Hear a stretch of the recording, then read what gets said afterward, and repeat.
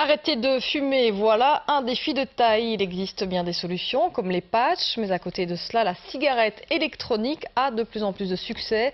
Elle permet de fumer n'importe où puisqu'elle ne dégage pas de fumée mais bien de la vapeur d'eau. Les explications de Christine Calmot et Thomas Quinet.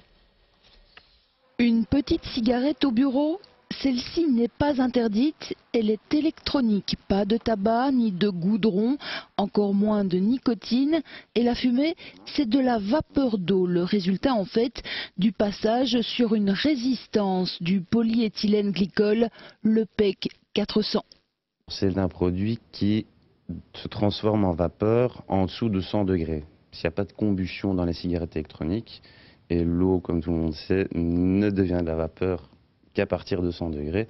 Donc c'est un produit qu'on utilise aussi dans les machines de discothèque, dans les théâtres, pour fabriquer ce faux brouillard.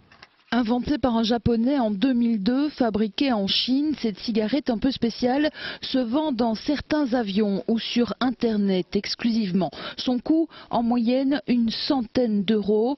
Encore méconnue du grand public, elle commence pourtant à séduire des clients assez particuliers, comme certains ministères en France.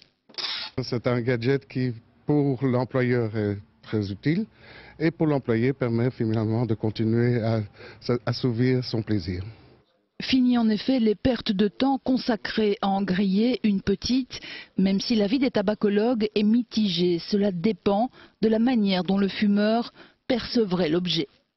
Si c'est pour se donner une assurance quand il est en société, mais qu'il respecte à la fois les législations d'interdiction de fumer dans des lieux publics et qu'il ne dérange pas ses proches par la fumée dégagée, bon, pourquoi pas? Je veux dire, c'est pas pire qu'un cure-dent ou un bâton de réglisse.